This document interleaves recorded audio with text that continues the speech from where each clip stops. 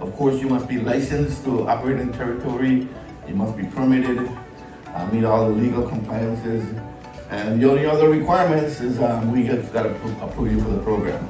So you do an application. Once the application is complete, we anticipate that we can give you a final answer and reference within 120 days. And the reason we do 120 days is because we have to do some independent analysis. Everything cannot be in-house. So the process works, we turn in the application, we review the application. Within 30 days, you come to a public hearing. The public hearing, basically, you come to our board and you say, this is what I plan to do, this is who I hire. They ask you whatever questions they may have. If we have any follow-up, we'll request that follow-up information from you.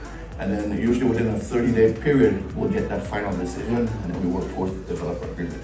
It's a very fast program. In addition to the hotel development, we have what we call the Economic Development Commission Program. And this is where, on the back end, we can provide and reduce your taxes. So we can reduce corporate federal income taxes by 90%. We'll zero out the real property taxes, we'll zero out the gross receipt taxes, which is technically a sales tax, and we'll zero out the excise taxes, which is the import tax. In addition, if you're a bona fide resident of the territory, any pass-through income from that project will also reduce by 90%. 96, I think, beneficiaries in our program right now. So the program has been around since 1972. I like to say it's congressionally approved and IRS tested. A minimum investment of $100,000, a minimum hire of 10 workers, but of course, if you're in the hotel, we're going to look at the industry standards, and if you say you're going to do a minimum of 5, we'll probably say no, you're a 5-star hotel, this is the ratio that you have based on your rooms. Yeah, it's basically a free trade zone, and basically the same type of benefits, but this is based on location, not so much on the category you're on. So once you're improved in that location, then you can also get the 90% reduction and 100% on those other things also, which is,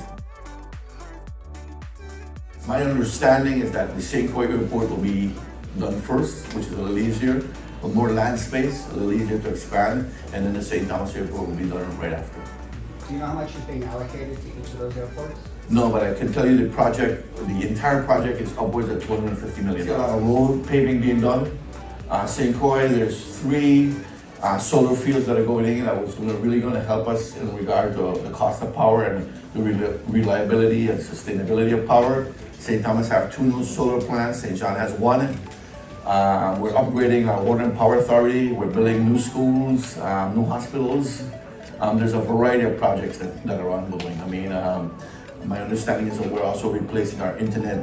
We do have a significant amount of middle mile. We have more internet bandwidth than any place other than New York as a result of all the cables landing on St. Croix for maintenance purposes, but all our middle mile is being replaced also and being upgraded.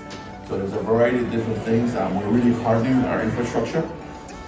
So if you drive around the territory now, you will see more composite poles being installed instead of wooden poles and power lines, a variety of different things that are ongoing.